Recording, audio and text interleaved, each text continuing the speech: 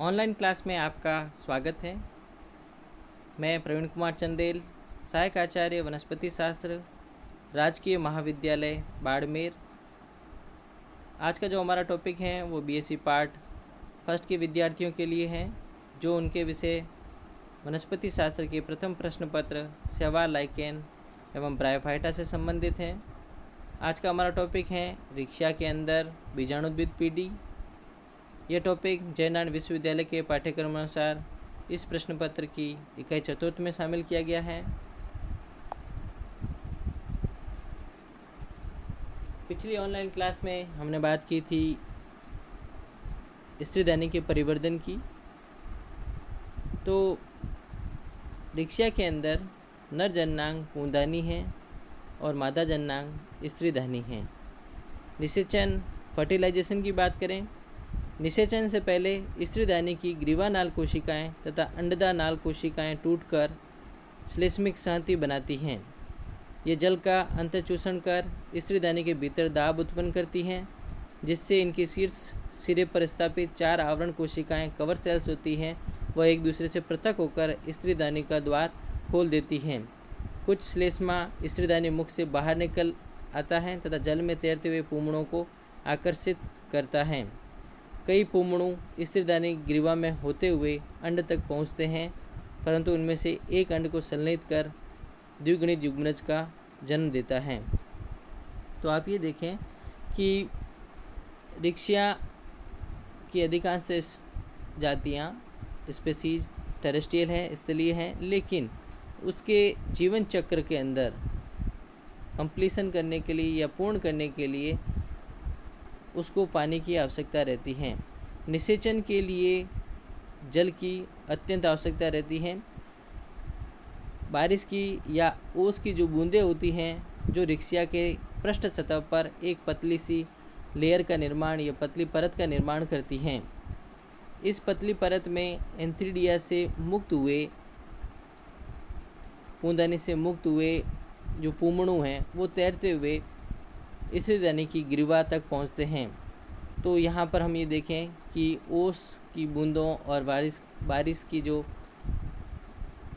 जल है यहाँ एक पतली परत के रूप में कार्य करता है, जिसमें तैरकर पूमणु स्त्रीदानी की ग्रीवा तक पहुँचते हैं। दूसरा, स्त्रीदानी की ग्रीवा में जो ग्रीवानाल कोशिकाएँ हैं एनसीसी हैं तथा अंडदानाल कोशिकाएँ हैं वीसीसी, उनके डिग्रेडेशन के लिए भी जल आवश्यक होता है। तो इस प्रकार से हम देखें कि एक म्यूसिलेजिनस मास बनता है और जो कि जल का अंतःचूषण करता है। स्त्रीदानी के अंदर दाब उत्पन्न होता है। इस दाब के कारण ऊपर की जो 4 आवरण कोशिकाएं हैं वो एक दूसरे से पृथक हो जाती हैं। तो उसमें से आपको एक पतला सा मार्ग मिल जाता है, जिसके द्वारा पूमणु ग्रीवा में होते हुए अंड तक पहुँचते हैं और अंड को संलयित करके युग्मनज को जन्म देते हैं। तो इस प्रकार से हम देख सकते हैं कि water is necessary for the fertilization in रिक्शा। रिक्शा के अंदर निषेचन के लिए जल अत्यंत ही आवश्यक है और रिक्शा के जीवन चक्र को पूर्ण करने के लिए जल की आवश्यकता रहती है। इसी कारण रिक्शा जो कि एक ब्रायोफाइट हैं, जिनको हम एम्फीबियस प्लांट या उभयचरी पादप भी कहते हैं। बीजाणुद्भिद या स्पोरोफिटिक जनरेशन की बात करें, युग्मनज बीजाणुद्भिद की प्रथम कोशिका है। प्रारंभ में यह आकार में बढ़ता है तथा एक सेलुलोज भित्ति से परिबद्ध रहता है। निषेचन क्रिया अंडदा की कोशिकाओं को उद्दीप्त कर देती है। जैसे ही जाइगोट का निर्माण होता है, निषिक्तांड का निर्माण होता है, तो ये अंडदा की कोशिकाओं को स्टिमुलेट कर देता है, जिससे उनमें आप देखें एक परिणतिक तथा अन्य अपनतिक पेरिंक्लाइनल डिवीजन व अदर एंटीक्लाइनल विभाजनों से कोशिकीय 2 कोशिकीय मोटा अगुस्ताना गोपक कैलिप्ट्रा बनता है, जो बीजाणुद्भिद को घेरे रहता है। तो आप ये देखें कि जो अंडदा की जो कोशिकाएं हैं वो निषिक्तांड के उद्दीपन से कैलिप्ट्रा या अंगुस्ताना गोपक का निर्माण करती है, जो बीजाणुद्भिद को घेरे रहते हैं। यहाँ एक देखने की बात है कि ये जो निषेचन के दौरान जो पूमणु हैं वो स्त्रीदानी की तरफ आकर्षित रहते हैं। ये आकर्षण म्यूसिलेज के द्वारा होता है। तो हम यहाँ देखें कि रसायन अनुचलनी गति पूमणों की देखी जाती है। कीमोटैक्टिक बिहेवियर देखा जाता है पूमणों का। रसायन अनुचलनी गतियाँ देखी जाती हैं पूमणों की। बीजाणुद्भिद का जो परिवर्तन होता है, डेवलपमेंट ऑफ स्पोरोफाइट की बात करें तो इसके परिवर्तन को हम निम्न बिंदुवार अध्ययन कर सकते हैं। सबसे पहले हम बात करें कि जो युग्नज हैं उसका प्रथम विभाजन अनुप्रस्थ होता है। तो आपके पास जो एक गोलाकार निषिक्तांड या जायगोट बना है उसमें प्रथम अनुप्रस्थ विभाजन होता है, जिससे लगभग समान आकार की एक के ऊपर एक रखी दो कोशिकाएं बनती हैं। ऊपर वाली कोशिका को हम एपिबेसल या अध्यादर कोशिका तथा नीचे वाली कोशिका को हम अग्रादर या हाइपोबेसल सेल्स कहते हैं। इस द्विकोशिकीय भ्रूण का आगे परिवर्तन निम्नांकित दो प्रकार में से एक प्रकार से हो सकता है। तो ये जो बाइसेल्ड एम्ब्रियो है वो आगे चल के अलग अलग जातियों के अंदर अलग अलग प्रकार से परिवर्तित होता है। कुछ जातियों में क्वाड्रेंट एम्ब्रियो बनता है, चतुर्थांश बनता है। द्विकोशिकीय भ्रूण में जो द्वितीयक विभाजन होता है, प्रथम तो अनुप्रस्थ हो चुका है जिसके कारण द्विकोशिकीय भ्रूण बना है। दूसरा जो विभाजन होता है वो प्रथम के समकोण पर होता है, यानी उदग्र होता है। तो 4 कोशिकीय भ्रूण का निर्माण होता है। अधिकतर जातियों में ऐसा ही होता है। सूत्रवत भ्रूण या फिलामेंटस एम्ब्रियो, केवल कुछ ही जातियों में द्वितीय विभाजन प्रथम की तरह अनुप्रस्थ होता है, जिससे 4 कोशिकीय सूत्रवत भ्रूण या फिलामेंटस एम्ब्रियो का निर्माण होता है। तो आप ये देखें कि जो प्रथम की जो हम बात कर रहे थे कि ये आपका जायगोट है, उसके अंदर एक विभाजन इस तरह से हुआ तो 2 कोशिकाएं बन गई, और दूसरा विभाजन उदग्र हुआ तो आपको 4 कोशिकाएं बन गई। लेकिन कुछ जातियों में आप देख सकते हैं कि प्रथम विभाजन जो है उसी के अकॉर्डिंग दूसरे विभाजन होते हैं, तो जिससे आपके पास 1, 2, 3 और 4 कोशिकीय आपका फिलामेंटस एम्ब्रियो का निर्माण होता है। तो ये दोनों प्रकार की स्थितियाँ अलग अलग जातियों में देखने को मिलती हैं।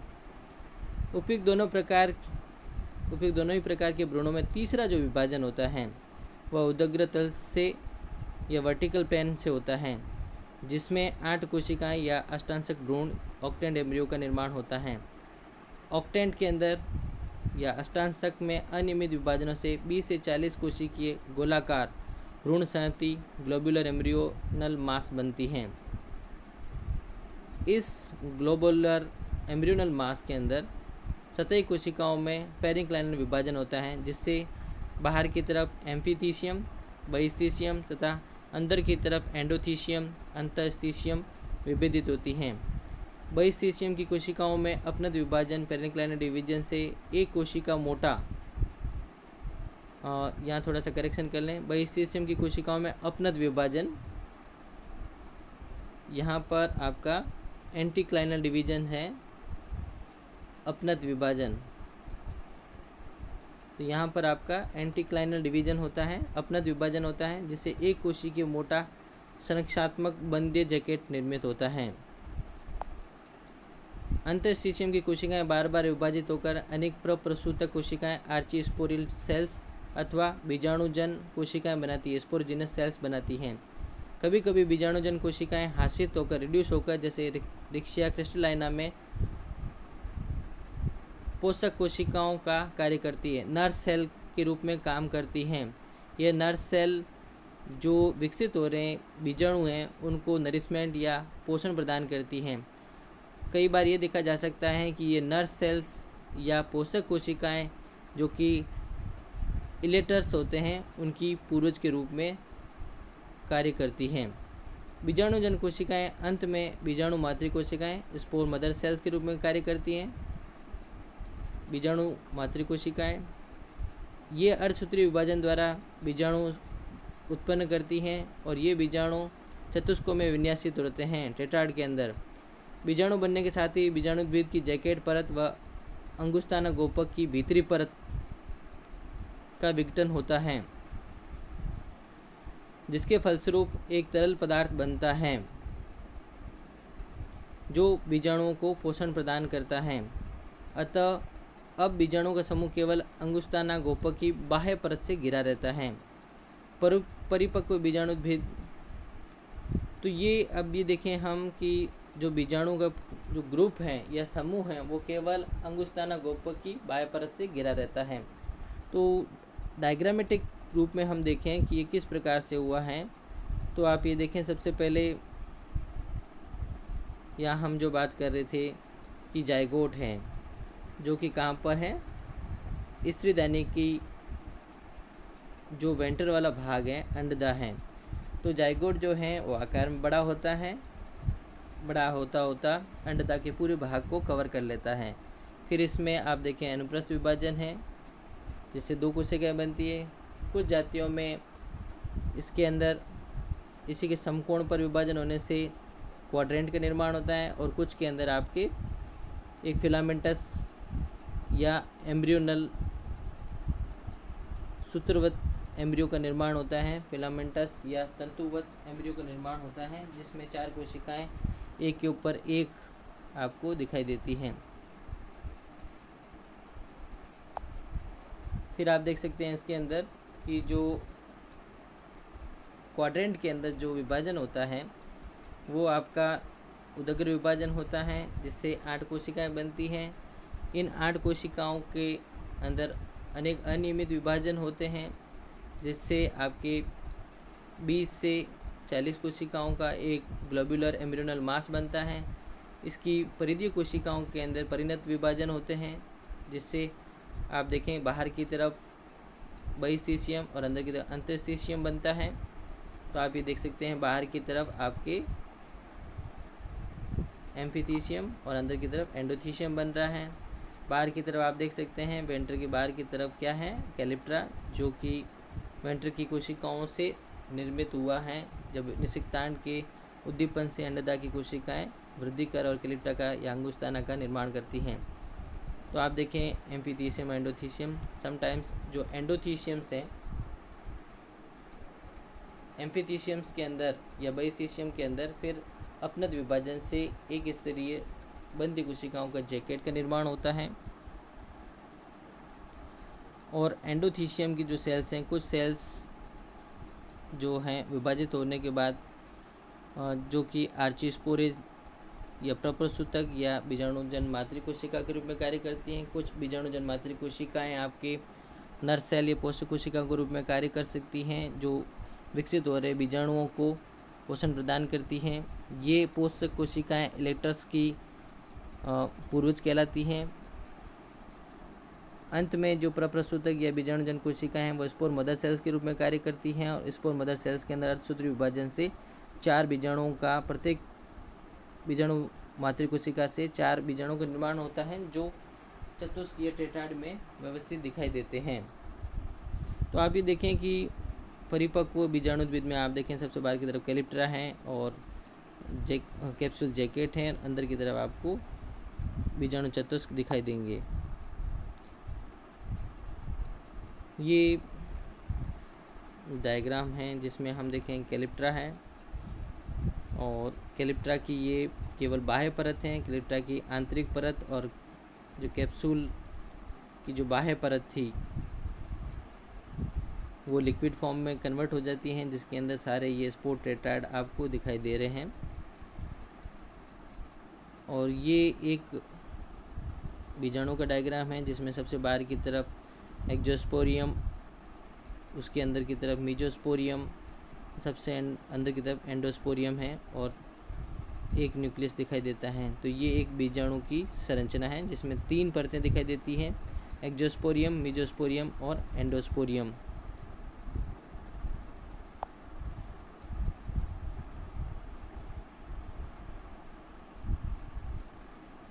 परिपक्व बीजाणुद्भिद मैच्योर स्पोरोफाइट, यह एक गोल संरचना होती है जिसमें बीजाणु उपस्थित होते हैं। रिक्शा के बीजाणुद्भिद में पाद, संपुटिका, व्रंत का अभाव होता है। कैप्सूल या संपुटिका जैकेट भी परिपक्व अवस्था में बीजाणु के पोषण में काम आ जाता है। तो आप देखें कि संपुटिका का जो जैकेट है वो हमने बात की थी कि जैकेट तथा अंगुस्ताना का आंतरिक परत डीजनरेट होकर और पोषण का कार्य करता है। डेहिसेंस ऑफ कैप्सूल, संपुटिका का स्फुटन। रिक्शा में बीजाणु परिपक्व होने पर मुक्त नहीं होते हैं क्योंकि इसमें संपुटिका स्फुटन व प्रकीर्णन की कोई विशेष विधि नहीं है। बीजाणु थैलस के ऊतक की मृत्यु एवं क्षय होने पर मुक्त होते हैं। तो इस प्रकार से आप देख सकते हैं डेhiscence किस प्रकार से होता है बीजाणु का। यहाँ दिखाया गया है कि एक स्पोर मदर सेल्स हैं जिसमें जो न्यूक्लियस होता है 2 भागों में डिवाइड होता है और 2 से ये फिर आपको 4 में डिवाइड होता हुआ दिखाई देता है। तो बीजाणु मातृ कोशिका के अंदर प्रथम विभाजन जो अर्धसूत्री होता है जिससे गुणसूत्रों की संख्या आधी हो जाती है और 2 केंद्रक बनते हैं। दूसरा विभाजन समसूत्री विभाजन होता है जिसके हिसाब से आपके 4 केंद्रकों का निर्माण होता है और 4 कोशिकाओं का निर्माण होता है उन केंद्रकों के सहित। इस प्रकार से देख सकते हैं कि 4 केंद्रक हैं जो 4 कोशिकाओं या बीजाणुओं के अंदर दिखाई देते हैं और ये स्पोर टेट्राड के अंदर व्यवस्थित रहते हैं। डिक्सिया की अधिकांश जातियों में बीजाणु चतुष्कोणीय चतुष्कोण टेट्राहेड्रल टेट्राड में व्यवस्थित होते हैं।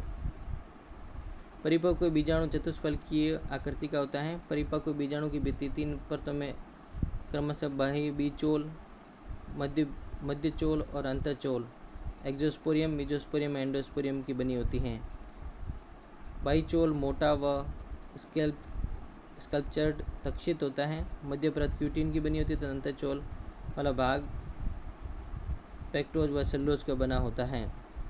बीजाणु अगुणित होते हैं। गुणसूत्रों की संख्या n बराबर 8 होती है परंतु कुछ जातियों में n बराबर 9 भी होती हैं। डिक्सिया की गैंगेटिका स्पीशीज पॉलीप्लॉइड होती है, बहुगुणित होती हैं। तो बीजाणु का जो अंतःचोल होता है वो पतला व पेक्टोज व सेलुलोज का बना होता है। बीजाणु के अंकुरण की बात करें, बीजाणु युग्मकोद्भिद पीढ़ी की प्रथम कोशिका है। ये अनुकूल परिस्थितियों में अंकुरित होते हैं। बीजाणु जल का अवशोषण कर फूल जाते हैं जिससे इनकी बाह्य चोल व मध्य चोल फट जाती है और अंतःचोल एक नलिका के रूप में बाहर आती है ट्यूब्स के रूप में, जिसको हम जर्म ट्यूब्स कहते हैं। ये लंबाई में बढ़ती हैं और कोशिका द्रव्य, हरित लवक व तेल कण इसके शीर्ष पर एकत्रित हो जाते हैं। शीर्ष के निकट एक अनुप्रस्थ विभाजन से 2 तथा इन दोनों में एक दूसरे को काटते हुए 2 उदग्र विभाजन से 8 कोशिकीय जनन डिस्क बनती हैं। ये 4 कोशिकाओं के 2 सोपानों में विन्यासित रहती हैं। जनन डिस्क में शीर्षस्थ कोशिका विभेदित होती है जिससे एक प्रारंभिक बहुकोशिकीय थैलस बनता है। इसी समय जनन नलिका के आधार भाग से मूलाभास परिवर्तित होते हैं।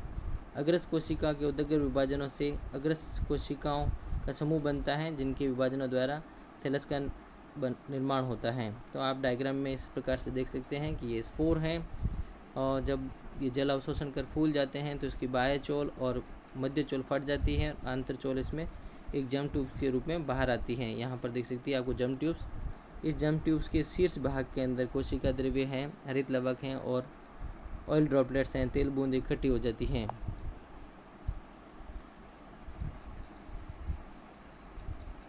इस शीर्ष भाग में आप देख सकते हैं प्रथम विभाजन हुआ है आपके जिससे 2 कोशिकाएं 1 और 2 बनी। फिर इसके अंदर आपके समकोण पर विभाजन हो गया, उदग्र विभाजन हुआ है। इस उदग्र विभाजन से 8 कोशिकाएं 4 कोशिकाओं के 2 टीयर्स बनते हैं। तो आप ये देखें इसके अंदर ऊपर की तरफ जो एपिकल सेल का डिफ्रेंशिएशन हुआ शीर्षस्थ कोशिका जिसमें विभाजनों के द्वारा आपको ये यंग थैलस बनता हुआ नज़र आ रहा है। इसी क्रम में हम देख सकते हैं कि जो नीचे वाली कोशिकाएं हैं उनसे आपके राइजोड या मूलाभासों का विकास देखा जा सकता है।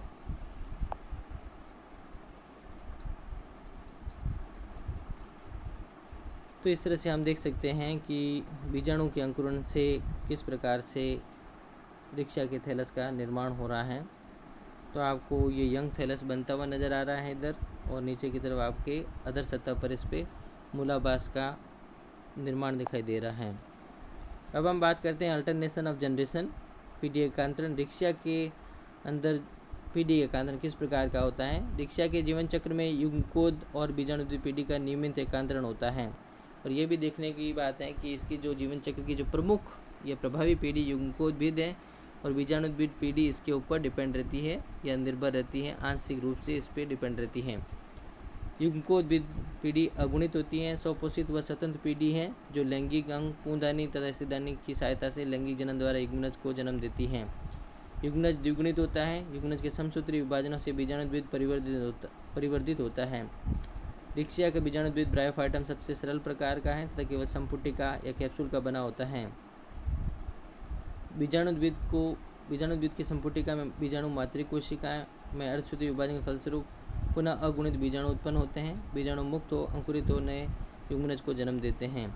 डायग्राम में हम देखें इसको, तो रिक्शिया के अंदर आप ये देखें, जो कायिक जनन है वो हम देख सकते हैं विखंडन के द्वारा हो सकता है, कंद के द्वारा हो सकता है, अपस्थानिक शाखाओं के द्वारा हो सकता है, चिरस्थायी शीर्ष भागों के द्वारा हो सकता है तथा मूलाभासों के द्वारा हो सकता है। और अगर हम बात करें लैंगिक जनन की, तो हम ये देखें इसके अंदर कि जो रिक्शिया का जो थैलस है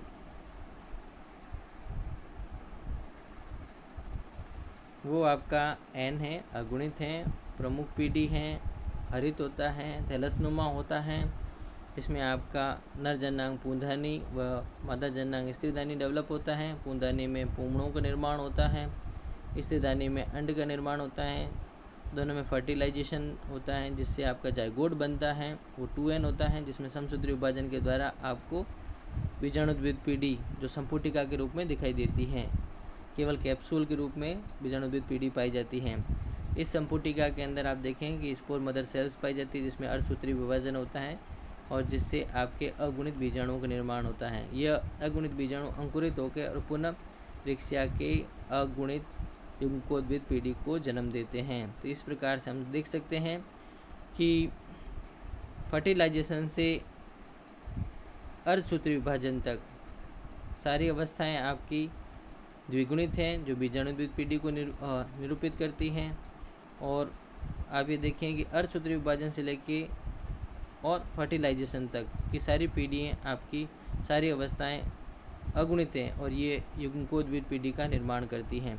इस प्रकार से हम रिक्शिया के जीवन चक्र को आरेखीय रूप से निरूपित कर सकते हैं।